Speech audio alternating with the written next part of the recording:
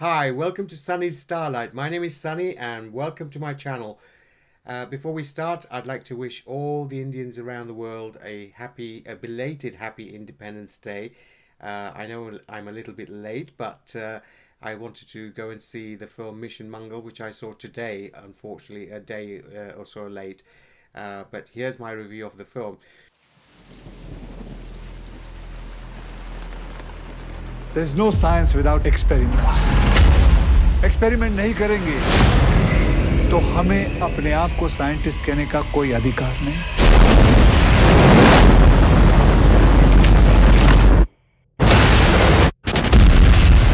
तुम्हारी इस एक गलती की वजह से इंडिया का स्पेस प्रोग्राम पूरे 5 साल पीछे चला गया।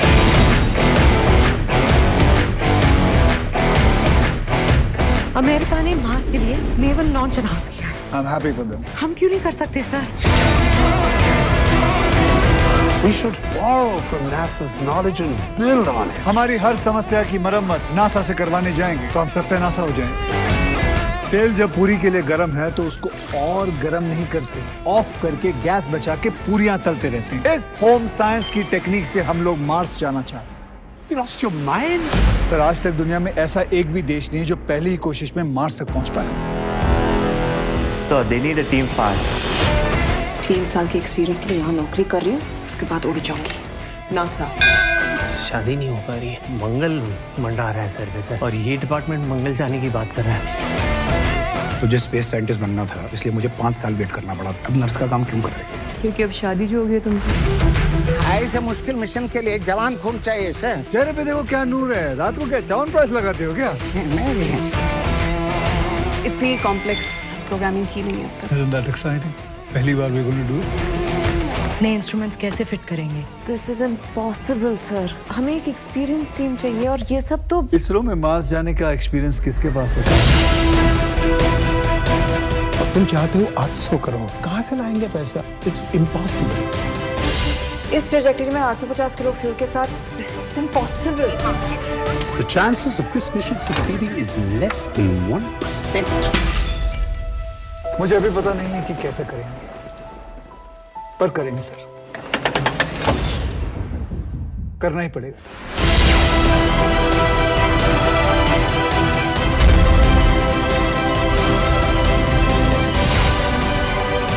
This is Rakesh Dhawan, Mission Control initiating command for launch. Go sir, go sir। Go.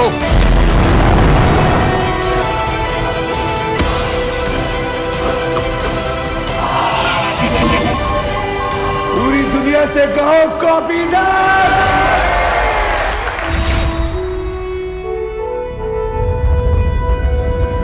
So, Mission Mangal is a film which is based on real true life events of the Indian Space Research Organization known as ISRO when they successfully launched a satellite around the Mars orbit, which was called Mangalyaan, and it was also nicknamed Mars Orbiter Mission, nicknamed MOM. It's not a mystery of to most people who know the story.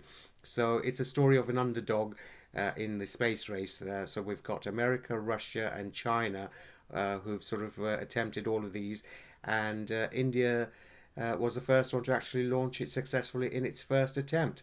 So that was something that was a great achievement on the part of the Indian Space Organization. And the film stars Akshay Kumar, Vidya Balan in the 2 main title roles, and of course we have a host of other stars like Tapsee, Pannu, Sonakshi, Sinha, Nithya Menon, who's a popular South Indian actress who's worked in a lot of regional films like Tamil, Telugu, and Malayalam. And we have a Kannada actor, an elderly actor called H.G. Dattaria, who did a marvelous job in this film as well. Oh, and we also have Kriti Kulhari, who was in Pink with Tapsee Pannu.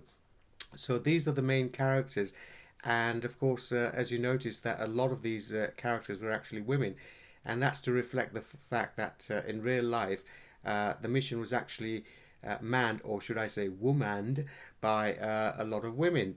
Now, of course, the film is based on true events, but the characters are actually fictional, but may have borrowed some stories from the real life counterparts, which I can't actually guarantee. But I'm sure this was run by those people at ISRO, and they had some kind of input because they had a lot of help in making this film as well. So the film centers around Akshay Kumar, who starts off working with Vidya Balan on the main missions at ISRO, and one of the launches that they did was a bit of a failure because of a mishap and a miscalculation by Vidya Balan. And of course, Akshay Kumar takes the blame because he has to abort the mission halfway through when they had to explode it in midair because it was going off course. Because of this, the space agency then relegates Akshay Kumar to the Mars mission, which is like a graveyard shift where nobody really wants to work because they know that the Mars mission is never going to really happen. So, they can't sack a government employee, so they move him sideways, hoping that he'd resign, but he doesn't. He actually takes on the challenge. And is prepared to work there, and Vidya Balan joins him there as well because she felt so bad.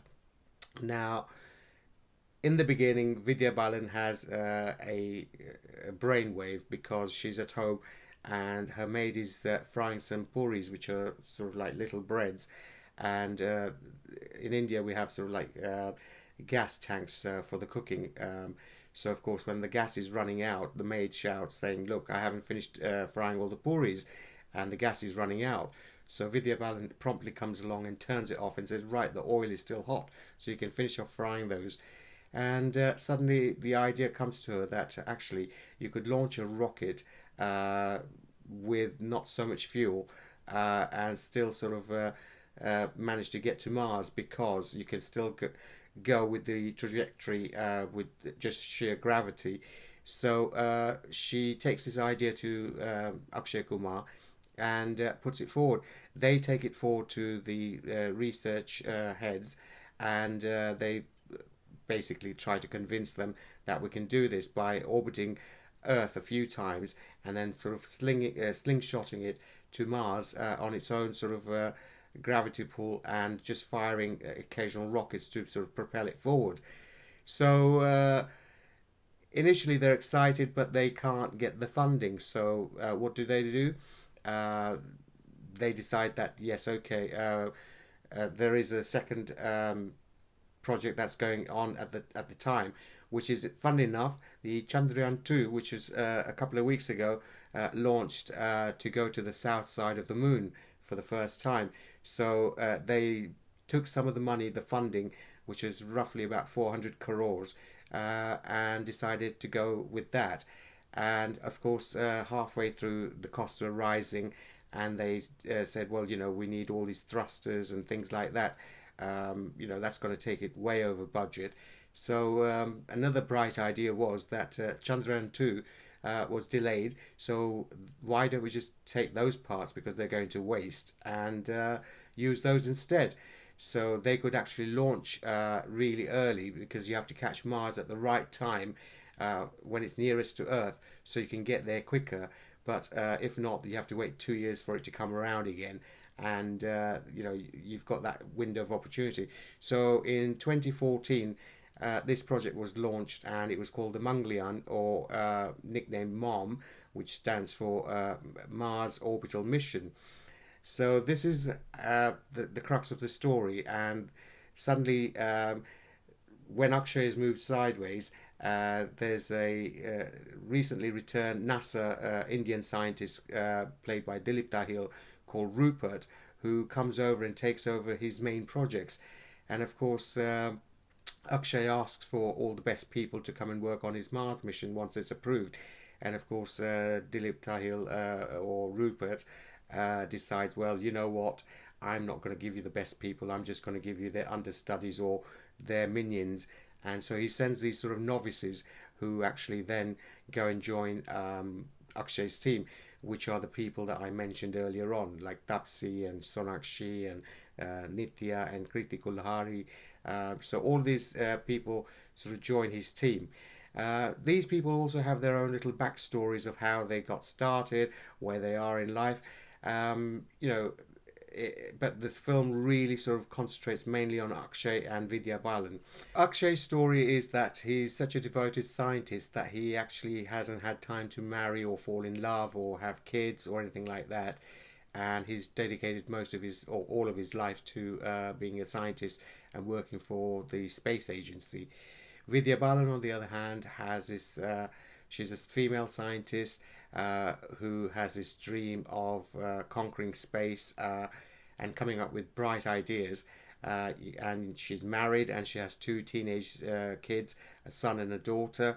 The husband is a bit of a jerk because he really sort of wants his wife at home, kind of not sort of forcing her not to work, but I think he doesn't understand his teenage kids, so he wants his wife to sort of he blames his wife kind of for the fact that, you know, the girl is staying out late and the boy is sort of reading up on Islam, and he thinks he's going to change religion because his idol A.R. Rahman, who was born a Hindu, converted to Islam and became a famous musician. Silly story, but there is a point to it. There is a payoff later on. And so his son is sort of reading up on Islam. His daughter is staying out late, and he's frustrated. So he kind of thinks that because his wife is always away, that you know, she should stay at home and sort of help him with the kids as well.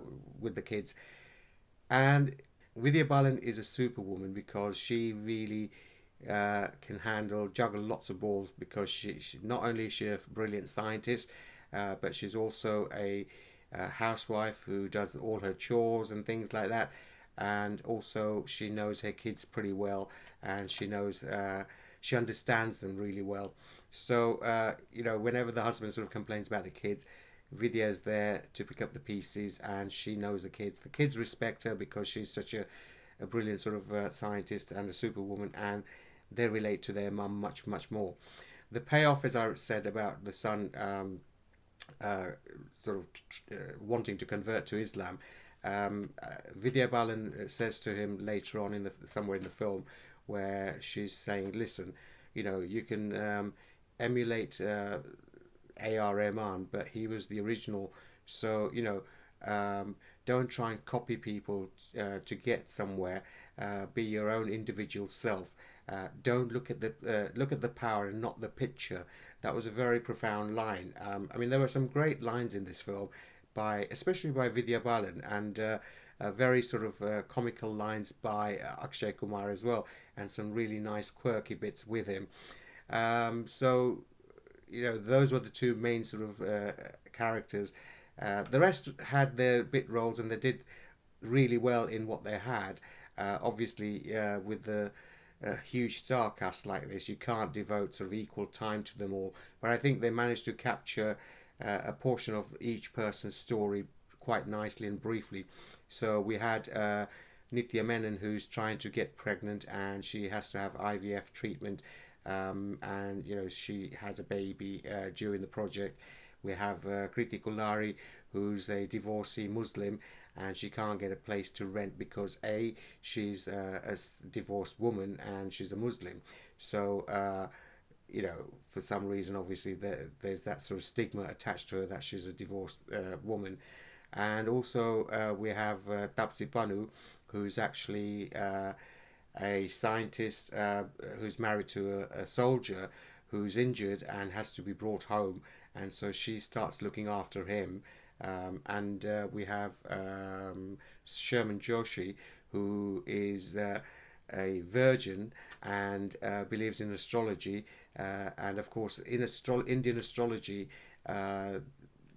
the positioning of Mars and Saturn are the two most planets, most sort of bad omen planets, if you like, because if Mars is in one place or Saturn is in one place, sometimes it brings bad omens. So of course he doesn't want to work on this mission to start with, because it's his priest sort of tells him, do not sort of think about Mars, or you know, mention it, whatever, and you have to pray to this, that and the other for so many days.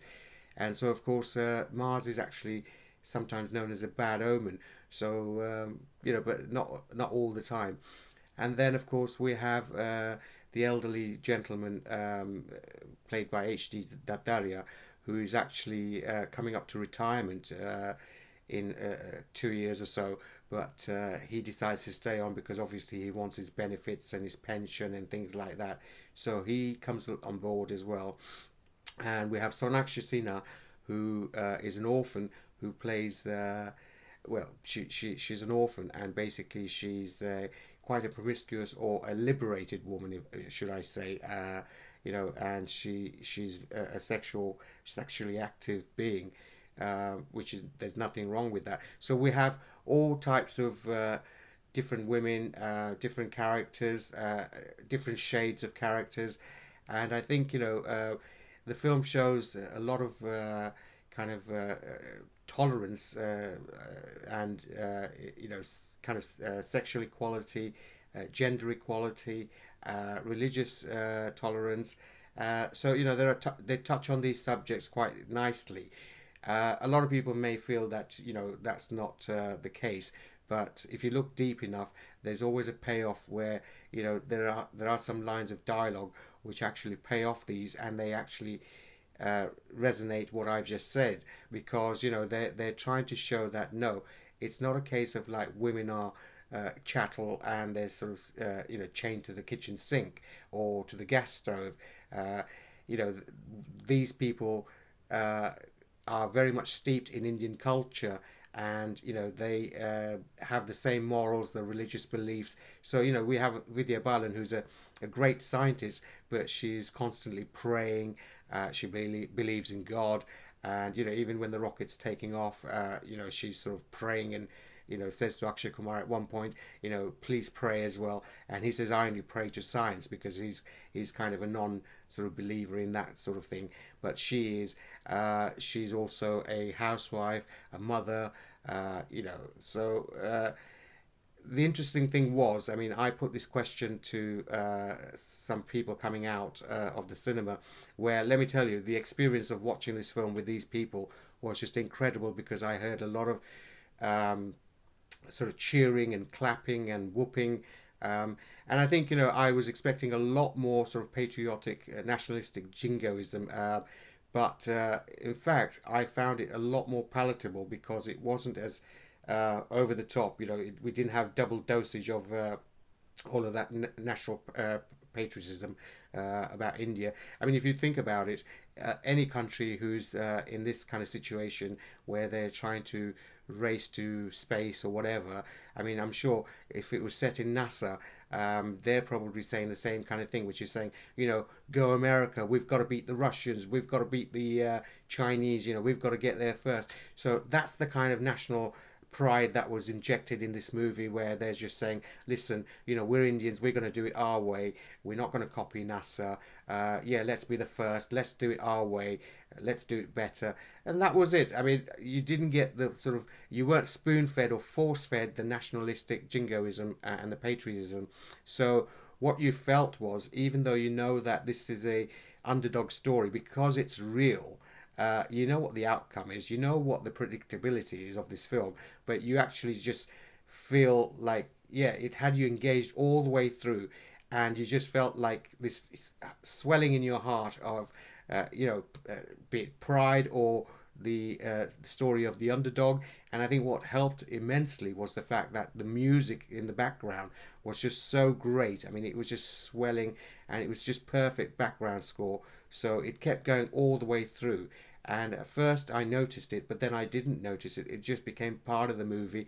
It was part of my sort of elation of the movie, where in parts where it just needed to sort of lift you up and say, right, okay, we're down in the doldrums, but now we're going to raise you up.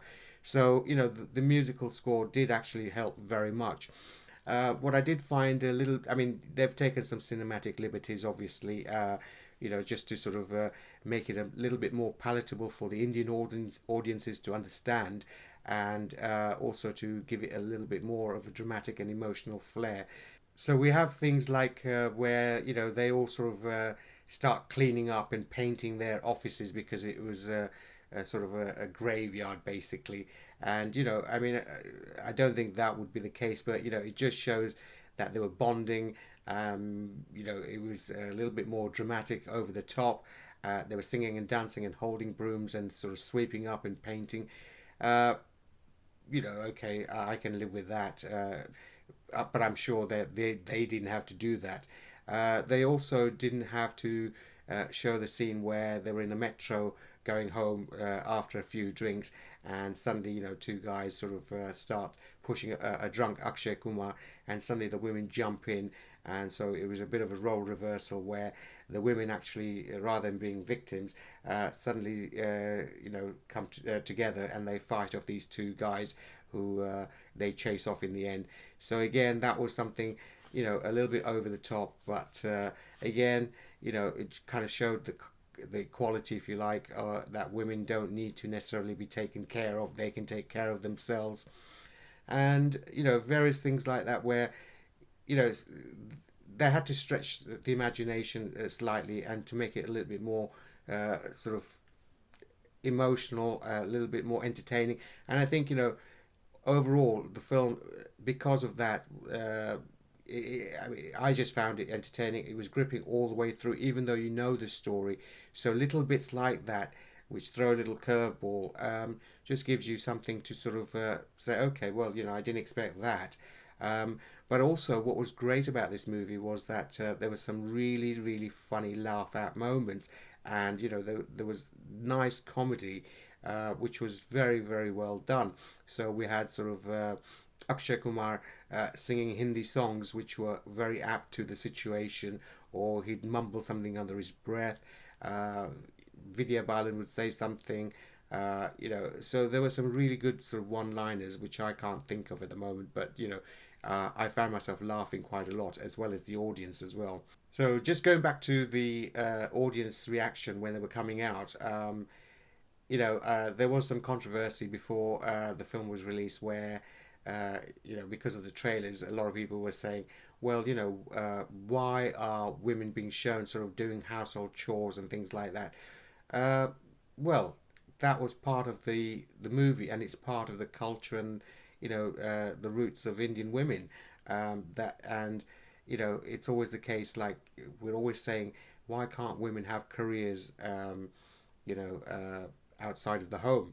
And so when I came out and I asked a couple of the women, and they said they were so proud of these Indian women and scientists, not just women but scientists, and that they got to Mars, and they were just so full of pride when they were talking to me. And one woman made it absolutely clear for me, when she said, the question you should be asking is, why can't a woman have a normal life outside of work as well? That's the question you should be asking. So why is it that, in the Western society, that if you're a career woman or a scientist, that's it, you've got that. But why can't she also be like an Indian woman, where she has desires of a family, children, and a home and a career? That's her main goal. So, she made absolute sense when she said that. And I thought, well, yeah, that's the question we should be asking, is why can't they have a normal life? Because I think a lot of these criticisms from the trailer, where, people were just saying, why show them doing all this household work? Well, that's part of the Indian culture. It's part of womanhood, natural just to have a life outside of work as well. So you may be brilliant outside of work, and in work, and you could be a normal person having a normal life as well. So yeah, why not?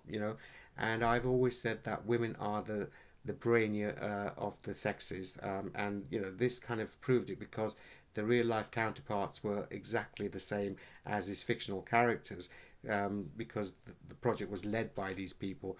So, the women in this film were kind of portrayed in a very sort of realistic way, I would like to say, because they had they didn't have anything stopping them as such, because the menfolk and the families were very supportive of these women. Tapsee's husband, who was a soldier, made it absolutely clear that when he was hurt and she was looking after him, taking time off, he said, if you were hurt, I wouldn't take time off, because I can't, I'm in the army. And she said, well, that's the that's your job, isn't it? And you're doing it for your country, so you can't just leave it all. And he said, same applies to you, because you're doing something for your country, and so you shouldn't be here looking after me. I mean, as far as every character that was concerned, I mean, even Nithya Menon, even though she's having a baby, her husband is supportive. The only, as I said, the jerk in the film was Vidya Balan's husband, played by Sanjay Kapoor. But I think it was more his frustration of not understanding his teenage kids, and he just thought, well, his wife, and he'd become a bit of an old grump in his old age. He'd forgotten how to chill out and have a good time, and eventually he comes around anyway. So there is that kind of payoff as well. But then it does show a realistic side where there might be some husband who's jealous of his wife's career and rather wishes that she stays at home. So there were lots and lots of layers of different parts of Indian society in this film. And I also found that the whole film was based in South India, in Bangalore. So another criticism I've had is why didn't they show them speaking in South Indian languages? Well, no, it's a Hindi film, so of course it's going to be dialogue's going to be in Hindi, because that's the target audience that it's based on. It's a Bollywood film. But having said that, I mean, Akshay does a brilliant sort of Tamil accent when he talks in Tamil to an imaginary AJP Kalam, who's the first scientist to actually build the rocket. So there were sort of references to South India as well. So I would say, yeah, that criticism can be put to bed straight away, because I don't think there was that kind of sort of need for that criticism whatsoever. So some also criticised the film beforehand and after, I think, for saying that it was too simplistic, too sort of, I mean, all the inspiration that they got was from household chores, like, the frying the puris and making the fuel consumption go further, and, looking at the cover of a pillowcase. Well, they had to make it palatable and simplistic enough for the mass Indian audiences to understand without going into very technical jargon, if you like. So, those were the kind of references that they made. And, sometimes you get inspiration from simple things like that you're used to. So if a housewife and a scientist like Vidya Balan is sort of frying something and suddenly sort of sparks an idea into her head because of what she's doing, then that is a possibility. But I'm not saying that that's how this came about in real life. But I think they had to make it much more easily accessible to the Indian audiences. And of course, there was another criticism, which was, why didn't they have like lots and lots of people working there, and just these 7 people seem to have constructed the whole project and sort of launched it. Well, right, okay. So the argument for that is that, by the sheer fact that they were told that they were heads of, each of their departments, that implies that they have a team working underneath them. So, there was no need to show the whole team for each of the individual sort of 7 or 8 teams that they had. There was no need for that. It was implied because they were the heads of those various teams. And of course, they didn't have huge sort of control sort of centers like the American space movies, where they have hundreds and thousands of monitors with lots and lots of sort of data and stuff like that.